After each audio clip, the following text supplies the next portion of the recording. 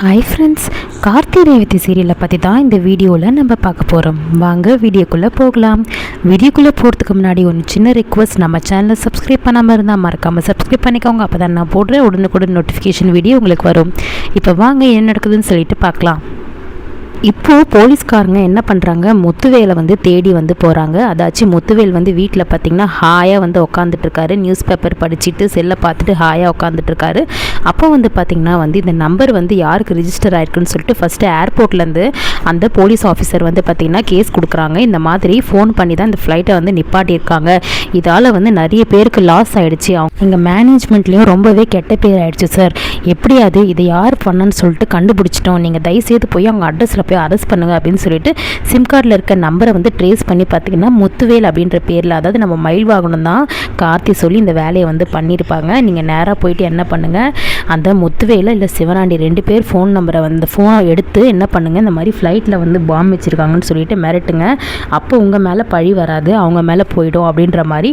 அப்படி தான் நம்ம ரேவதி கிட்ட இந்த ஃப்ளைட்டை நிப்பாட்டி ஃப்ளைட்டை பார்த்திங்கன்னா ரிட்டன் எமர்ஜென்சின்னு சொல்லிட்டு ரிட்டன் வந்துருச்சு. ஸோ இந்த மாதிரி தான் மயில் வாகனம் நிப்பாட்டியிருப்பார். இப்போ பார்த்திங்கன்னா அதோட விளைவு முத்துக்கு தான் காமிச்சிருக்கு. ஏர்போர்ட்லேருந்து கால் பண்ணி அரெஸ்ட் பண்ண சொல்கிறாங்க, கேஸ் கொடுத்து. இப்போ பார்த்திங்கன்னா நேராக இந்த ரிஜிஸ்டர் ஆன நம்பரோட அட்ரஸ் கீழே இருக்கும். அந்த அட்ரஸ் முத்துவேல் பார்த்திங்கன்னா உட்காந்துருக்கும். யார் முத்துவேல் அப்படின்னு சொல்லிட்டு கேட்கும்போது, என்ன சார் நான் தான் அப்படின்னு சொல்லிட்டு சொல்லும்போது பலார்னு அரைஞ்சி என்ன பண்ணுறாங்கன்னா ஸ்டேஷனுக்கு கூப்பிட்டு போயிடுறாங்க. அப்போ பார்த்திங்கன்னா நம்மளோட சிவனாண்டி வீட்லேயுமே கிடையாது. அவருக்கு இந்த விஷயம் தெரியல இன்னும்.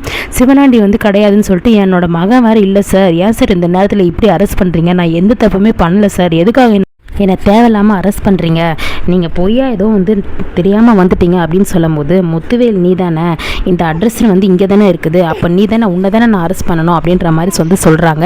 அப்போ பார்த்தீங்கன்னா முத்துவேலுக்கு ஒன்றுமே புரியல. நேராக ஸ்டேஷனுக்கு கூட்டிகிட்டு போய் என்ன பண்ணுறாங்கன்னா உட்கார வைக்கிறாங்க.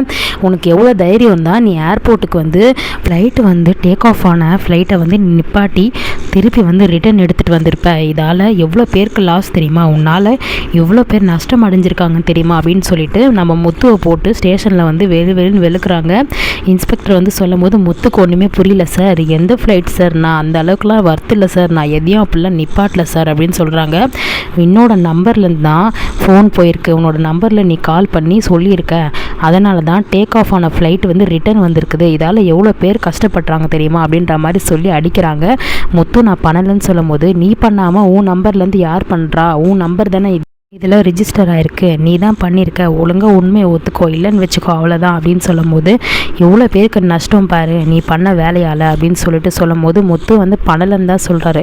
உடனே உன்னோட கூட இருக்க உன் வீட்டில் இருக்க யாருக்குன்னா ஃபோன் பண்ணி வர சொல்லு, உடனே நான் இப்போ அதுக்கு அபராதம் கொடுக்கணும், அவங்க என்ன கண்டிஷன் சொல்கிறாங்களோ அதை நீங்கள் ஃபாலோ பண்ணாதான் கேஸை வாபஸ் பண்ணுவாங்க அப்படின்னு சொல்கிறாங்க.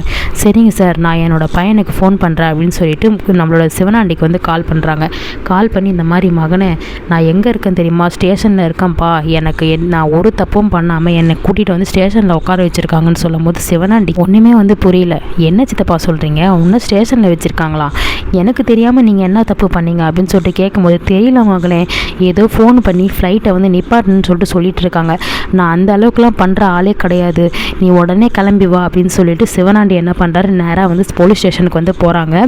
அப்போ சார் இவர் என் சித்தப்பா தான், எதுக்காக இவரை அரெஸ்ட் பண்ணி வச்சுருக்கீங்க அப்படின்னு சொல்லிட்டு சிவனாண்டி கேட்குறாரு. அப்போ ஆமாம் போயிட்டு உன் சித்தப்பா பாம் இருக்குன்னு சொல்லிட்டு ஃப்ளைட்டை நிப்பாட்டி வச்சுருக்கான், அதனால தான் அங்கே இருக்கிற ஏர்போர்ட்டில் இருக்கிற மெம்பர்ஸ் எல்லாருமே எங்களுக்கு கம்ப்ளைண்ட் கொடுத்துருக்காங்க, இப்போது அவங்க சொல்கிற அபராதத்தை நீங்கள் பே பண்ணால் மட்டும்தான் விட முடியும் அப்படின்னு சொல்கிறாங்க. இப்போ எல்லாருக்குமே லாஸ் ஆகிருக்குது உன் சித்தப்பா பண்ண வேலையால் அப்படின்னு சொல்லும்போது, சார் என் சித்தப்பா அப்படிலாம் பண்ணியிருக்க மாட்டார் சார் அப்படின்னு சொல்கிறாங்க.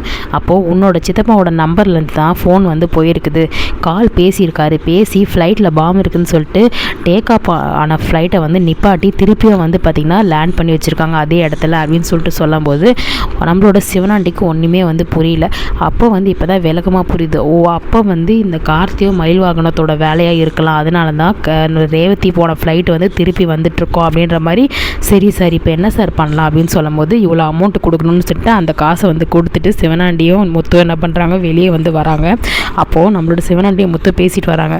பாத்தியம்மாங்கண்ணே, நான் எதுவுமே தப்பு பண்ணாத எப்படி இதை நான் பண்ணேன்னு சொல்லிட்டு என்ன பிடிச்சி ஸ்டேஷனில் வந்து அடிக்கிறாங்க அப்படின்னு சொல்லும்போது, மாமா இப்போ தான் எனக்கு புரியுது, இது அந்த மயில் வாகனம் கார்த்தி வேலையாக தான் இருக்கும் அப்படின்னு சொல்லும்போது, என்னப்பா சொல்கிற, அவனுங்க எங்கே இங்கே வந்தானுங்க, அது மட்டும் இல்லை சம்மந்தமே இல்லாமல் என்னை பிடிச்சி வந்து நான் ஃப்ளைட்டில் பாம்பு இருக்குன்னு சொல்லிட்டு அடிக்கிறாங்களே அப்படின்னு சொல்லிட்டு சொல்லும்போது, எனக்கு தெரிஞ்சு உங்கள் ஃபோனை நீங்கள் எங்கேயாச்சும் வச்சுருப்பீங்க, அதை வந்து அவனுங்க எடுத்து கால் பண்ணியிருக்கலாம், அப்படி தான் வந்து நீங்கள் மாட்டிருப்பீங்கன்னு சொல்லும்போது, பாத்தியா அவனுக்கு எவ்வளோ திமிரு இருக்கும், இந்த விஷயத்தில் நான் தான் அவனுக்கு கிடச்சேன்னா என்னை போய் கூட்டிகிட்டு வந்து அவங்க பண்ண வேலையால் அந்த ரேவதி திருப்பி வர்றதுக்கோசம் என்னோடய ஃபோன் எடுத்து என்னை மாட்ட வச்சுட்டாங்க இவனுங்க, சும்மா விட. சரிங்க சித்தப்பா நீங்கள் கவலைப்படாதீங்க, அந்த கார்த்திக்கும் மயில் வாங்கினதுக்கும் இருக்குது, இப்போ உடனே நான் சந்திராவுக்கு ஃபோன் பண்ணி என்ன விவரம்னு கேட்குறேன் அப்படின்னு சொல்லிட்டு சந்திரகலா கிட்டே இந்த விஷயத்தெல்லாம் வந்து சொல்கிறாங்க.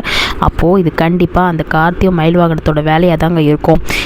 ரேவதி வந்து போன ஃப்ளைட்டை நானும் வந்து அக்காவும் பார்த்துட்டு தான் இருந்தோம், அதுக்கப்புறம் திருப்பி வந்திருக்குன்னா அப்போ இவனுங்க தான் ஏதோ ஒரு திலுமில் பண்ணி அந்த ஃப்ளைட்டை வந்து ரிட்டன் திருப்பி இருக்கானுங்க. அப்போது இப்படி தான் நடந்திருக்கா, ஓ உங்களோட சித்தப்பாவோட நம்பரை யூஸ் பண்ணி தான் இதை பண்ணியிருக்காங்களா அப்படின்னு சொல்லிட்டு சொல்லும்போது எல்லாமே விலாவரியாக புரியுது. உடனே வந்து பார்த்திங்கன்னா நம்மளோட கார்த்தி பண்ண மயில்வாகனத்து பண்ண வேலையை சந்திரகலா வந்து பார்த்திங்கன்னா சிவனண்டி கிட்ட வந்து பேசிகிட்டு இருக்கும்போது உடனே இதை எடுத்துகிட்டு போயிட்டு சாமுண்டீஸ்வர்கிட்ட வந்து சொல்கிறாங்க சந்திரகலா, இந்த மாதிரி கார்த்தி இப்படி தான்க்கா ஃப்ளைட்டை நிப்பாட்டி ரேவதியை வந்து திருப்பி வந்து வர வச்சுருக்கான் அப்படின்னு சொல்லும்போது, அவன் எவ்வளோ கேடியாக இருக்கான் பாரு, இப்போ பார்த்தீங்கன்னா என்னோடய பொண்ணு தான் கஷ்டப்படுறா, அவள் பாட்டு போயிட்டா, இனிமேல் ரேவதி யாரோ நான் யாரோ, இனிமேல் அவள் கார்த்தி தான் முக்கியம்னு போயிட்டா, இனிமேல் அவளோட சகவாசமே எனக்கு தேவையில்லை அப்படின்னு வந்து சொல்லிட்டாங்க.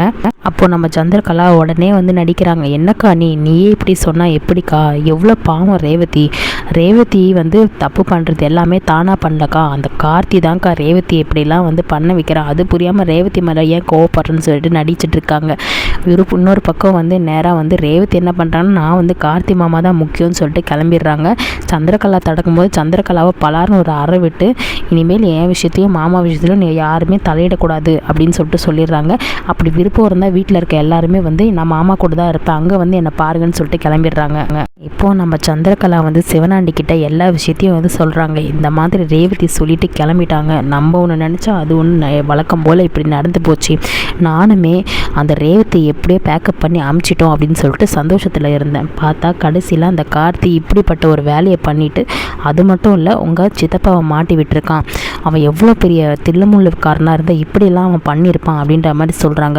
ஆமாம் சந்திரா, தேவையில்லாமல் எங்கள் மாமா இப்போது ஸ்டேஷனில் போயிட்டு அடி வாங்கிட்டு வந்தார், எங்கள் மாமாவோட ஃபோனை எப்படியோ எடுத்து ஃபோன் பண்ணி அந்த ஃப்ளைட்டுக்கிட்ட இந்த மாதிரி ஃப்ளைட்டில் வந்து சொல்லியிருக்காங்க, இந்த மாதிரி பாம்பு வச்சுருக்கேன்னு சொல்லி எல்லா வேலையும் பார்த்தது அந்த கார்த்தி தான் அப்படின்ற மாதிரி சொல்லிட்டாங்க.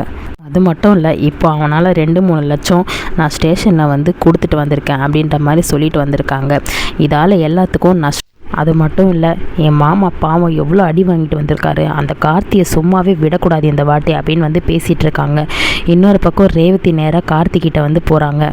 கார்த்திகிட்ட வந்து இந்த மாதிரி, மாமா நான் என் வீட்டை விட்டு வந்துட்டேன் அப்படின்னு வந்து சொல்கிறாங்க. தெரியும் ரேவதி, எனக்கு எல்லாமே தெரியும், நீ அவசரப்பட்டுட்ட ரேவதி அப்படின்னு சொல்கிறாங்க. என்ன மாமா இப்படி பேசுகிறீங்க, நீங்கள் உடனே என் கழுத்தில் தாலி கட்டி நான் அவங்க கூட தான் இருப்பேன், இனிமேல் நான் அந்த வீட்டுக்கு போகவே மாட்டேன், எங்கள் அம்மாவோட சுயரூபம் என்ன, எங்கள் அம்மா எப்படிப்பட்டவங்கன்னு எனக்கு இப்போ தான் தெரிஞ்சிருக்கு அப்படின்ற மாதிரி சொல்கிறாங்க.